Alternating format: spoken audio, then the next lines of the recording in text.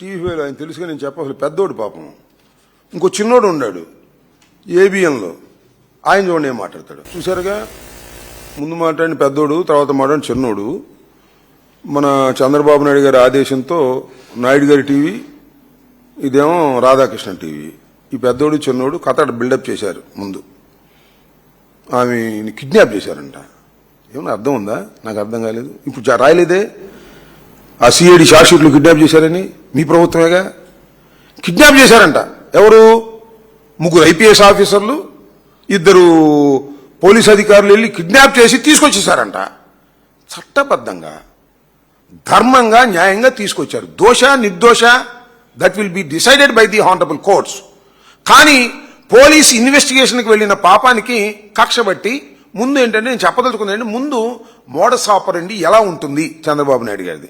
తనకు సంబంధించిన టీవీలు ఉన్నాయి కదా, ఈ టీవీలో ఇలాంటి కల్పితమైనటువంటి వార్తలు వేస్తారు. ఇది చాలా అన్యాయం జరిగిపోయింది, అక్రమం జరిగిపోయింది, వీళ్ళు దోషులు, ఆమె అద్భుతమైన రాళ్ళు, సరే అది వేరే అంశం అని చెప్పి ఈ కథ వేసిన తర్వాత అప్పుడు రంగంలోకి దించుతారు. రంగంలో దించే ముందు పాపం మన పెద్ద ఆయన మాట్లాడతాడు. ఇది ఈ కేసులోనే కాదు, ఏ కేసులోనే ఇదే తంతు. మన పెద్ద ఆయన మాట్లాడతాడు. ఎవరు? చంద్రబాబు నాయుడు గారు. ఆయన మాట్లాడుతున్నాడు చూడండి, ఏం మాట్లాడతాడు. ఇక్కడ ఒక పెద్ద ఆయన, ఈయన ఇంకో చిన్న ఆయన ఉన్నాడు. అక్కడ పెద్ద ఆయన చిన్న ఆయన లాగా ఇక్కడ ఒక చిన్న ఆయన ఉన్నాడు. ఆయన ఏం మాట్లాడతాడు చూడండి. మళ్ళా తర్వాత సరే హోంమంత్రి గారు ఉన్నారు పాపం, మైక్ ముందే హోంమంత్రి గారు అనుకోండి, పాపం ఆమె మాట్లాడింది చూడండి ఇదే కేసులో. సో ఈ రకంగా ఒక బిల్డప్ ఇచ్చి దీని మీద ఒక కేసులాగా కట్టేసి ఇంకా చాలా విచిత్రమైన ప్రచారాలు చేశారు. అవి ఏంటంటే, ఈవిని తీసుకొచ్చి అక్కడ మన ఇబ్రహీంపట్నంలో ఎన్టీపీసీ గెస్ట్ హౌస్ ఉంది కదా, ఆ గెస్ట్ హౌస్లో పెట్టారని, కొన్నాళ్ళు గెస్ట్ హౌస్లో బంధించారని, పోలీస్ ఆఫీసర్లు అక్కడికి వెళ్ళొచ్చారని ఒక తప్పుడు కథనాలు, అన్యాయమైన కథనాలు. చివరికి ఆ కస్టడీలో ఉన్నప్పుడు ఆమెను అనేక రకాలుగా వేధించారు అనేటువంటి మాటలు మాట్లాడారు. పచ్చి అవాస్తవమైన అంశాలు. ఎందుకు అవాస్తవమైన అంశాలని చెబుతున్నానంటే, ఆమె బాంబే కోర్టులో హాజరైంది, ఇక్కడ కోర్టులో హాజరైంది, కోర్టు ముందు, తర్వాత బెయిల్ సమయంలో హాజరైంది. ఇన్ని జరిగినా కూడా ఏ రోజుని కూడా ఆ రోజు ఆ కేసులో 90/24లో ముద్దాయిగా ఉన్నటువంటి కాదంబరి జత్వాని ఏ రోజునా కూడా నన్ను పోలీస్ కస్టడీలో గాని లేదా పోలీస్ కస్టడీ ప్రొడ్యూస్ చేయడంలో లేట్ చేసి గెస్ట్ హౌస్లో పెట్టారని గాని ఎక్కడా చెప్పలేదు. సరిగదా? ఆమె కేసు పెట్టింది కదా, ఆ కేసు నెంబర్ ఏదో ఉంది, ఆ కేసులో ఆమెను విచారించారు. ఎవరి మీద? వీరందరి మీద నన్ను అన్యాయంగా అక్రమంగా ఆన్లైన్లో ఇచ్చింది. ఆ కేసులో ఆమెను విచారిస్తే ఆమె చాలా స్పష్టంగా చెప్పింది. ఒకసారి రికార్డ్స్ చూసుకోవచ్చు, చంద్రబాబు నాయుడు గారు చూసుకోవచ్చు, లేకపోతే ఈ టీవీలు ఏవైతే ప్రచారం చేసినాయో అన్యాయంగా అక్రమంగా వాళ్ళు కూడా చూసుకోవచ్చు. ఆమె చాలా స్పష్టంగా చెప్పినట్టు అంశం ఏమిటంటే, నన్ను ఏ రకంగానూ హెరాస్ చేయలేదు, ఏ గెస్ట్ హౌస్ కు తీసుకెళ్లలేదు అని చాలా స్పష్టంగా చెప్పింది. That was recorded in the records. Remand report లో కూడా ఉంది. ఎవరు? ఏ రిమాండ్ రిపోర్ట్ లో? కొంతమందిని ప్రొడ్యూస్ చేసినప్పుడు, ఈవిని ఎంక్వైరీ చేసినప్పుడు, ఆ కేసులో, ఆమె పెట్టిన కేసులో చాలా క్లియర్ గా చెప్పినట్టుగా రాసుకున్నారు. రికార్డ్స్ లో ఉంది. ఏమిటి అన్యాయమని అడుగుతా ఉన్నా. ఇంత దారుణంగా అన్యాయంగా మీరు ఈ కేసులో ప్రభుత్వం మీద బురదల్లేటటువంటి కార్యక్రమం చేస్తూ పెద్ద నాటకం ఆడారు. ఇంతకన్నా దారుణం ఏమైనా ఉంటుందా చంద్రబాబు నాయుడు గారు? మీ మొత్తం జీవిత చరిత్రంతా ఇంతే.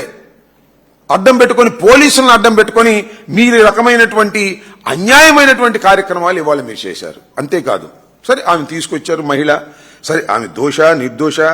అకార్డింగ్ టు ది సిఐడి ఆమె దోషి, according to the Kukkala Vidyasagar Rao ఆమె దోషి, according to the then police officers ఆమె దోషి. నిర్దోష కాదా అనేది నిరూపించవలసింది కోర్టు. ఇప్పుడు వరకు ఆమె మీద దోషి అనేటువంటి ఆరోపణలు ఉన్నాయి. ఈ రోజు కూడా, మీ ప్రభుత్వం వచ్చిన తర్వాత కూడా, మీ సిఐడి కూడా ఆమె నిర్దోషి కాదు, దోషి, డబ్బులు వసూలు చేసింది అని స్పష్టంగా బ్లాక్ అండ్ వైట్ తో రాసి ఆనరబుల్ కోర్టులో ఇచ్చిన సందర్భాన్ని పురస్కరించుకొని నేను ఇవాళ మాట్లాడుతున్నా. అవును, మీరేం చెప్పారండి? తీసుకొచ్చారు, హోంమంత్రి గారు వెళ్ళేమని పలకరించారు, కనకదుర్గ గుడికి తీసుకెళ్లారు, తీసుకెళ్లి తప్పులేదు, మహా త్యాగి అని చెప్పారు. మళ్ళా మహిళా సంఘాలు వచ్చినాయి, చంద్రబాబు నాయుడు గారు క్రియేట్ చేసినటువంటి మహిళా సంఘాలు, మహిళా రక్షణ అని వాళ్ళు వచ్చారు. ఇదేమిటి అన్యాయం? ఒక అబలను ఇలా చేస్తారా? దుర్మార్గం కాదా? జగన్మోహన్ రెడ్డి గారి ప్రభుత్వం ఇట్లా చేస్తుందా? ఎన్ని మాటలు మాట్లాడారు డ్యామేజింగ్ గా. ఏంటి అన్యాయం అని అడుగుతా ఉన్నా. ఇలా అన్ని నాటకాలు ఆడి ఓ బిల్డప్. దోషిగా మీ ప్రభుత్వమే, మీ సిఐడినే చెప్పినటువంటి అంశాలను పక్కన పెట్టేసి వాళ్ళ ఆ రోజున మీరు ఎంత నాటకం ఆడారు, ఎంత బరి తెగించారు అనేది ఇక్కడ మనం ఆలోచించవలసినటువంటి అంశం అని ఈ సందర్భంగా నేను మనవి చేస్తున్నా. అన్యాయంగా, అక్రమంగా ముగ్గురు పోలీసు అధికారులు, నేను అడుగుతా ఉన్నా, పిఎస్ఆర్ ఆంజనేయులు గారు ఇంటెలిజెన్స్ చీఫ్ గా పనిచేశారు ఆయన, నాకు బాగా తెలుసు. గుంటూరు ఎస్పీగా పనిచేశాడు ఆయన. Very very reasonable sincere officer. ఆయన ఎస్పీగా పనిచేసినటువంటి ప్రతి చోట కూడా నేరస్తులు గడగడలాడేవారు. విజయవాడ కమిషనర్గా పనిచేశాడు. ఎన్ని కూడా తెలుగుదేశం ప్రభుత్వంలోనే, కాంగ్రెస్ ప్రభుత్వంలో కాదు, తెలుగుదేశం ప్రభుత్వంలోనే విజయవాడ కమిషనర్గా పనిచేశాడు. ఇక్కడ గుంటూరు ఎస్పీగా పనిచేశాడు. అలాంటి వ్యక్తిని ఒకసారి సస్పెండ్ చేసి పారేశారు, జైల్లో పెట్టారు, అరెస్ట్ చేసి జైల్లో పెట్టారు. ఒక ఐపీఎస్ ఆఫీసర్ని, ఇద్దరిని సస్పెండ్ చేశారు. వీళ్ళందరూ కోర్టుకు వెళ్ళారు, హైకోర్టుకు వెళ్ళారు. అయితే పిఎస్ఆర్ ఆంజనేయులు గారు బెయిల్కి వెళ్ళలేదు కాబట్టి ఆయన అరెస్ట్ చేశారు, లోపల ఉన్నాడు. తర్వాత బెయిల్ మీద వచ్చాడు. కర్మ ఇద్దరు ఐపీఎస్ ఆఫీసర్లు కోర్టుకు వెళ్ళారు. ఏమిటి అన్యాయం సార్? కోర్టు వారు చెప్పండి.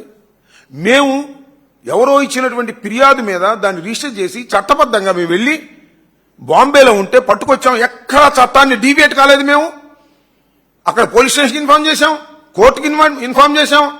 అక్కడ నుంచి ట్రాన్సిట్ వారెంట్ తీసుకొని ఇక్కడ తీసుకొచ్చి కోర్టులో ప్రొడ్యూస్ చేశాం. కోర్టు వారు రిమాండ్ ఇచ్చారు. ఇంత పగడ్బందీగా మేము చేస్తే మా మీద కేసు పెట్టి మమ్మల్ని అరెస్ట్ చేయాలనుకుంటున్నారు. ఈ ధర్మమేనా కోర్టు వారు అని హైకోర్టుని అడిగితే హైకోర్టు ఆగండి అంది.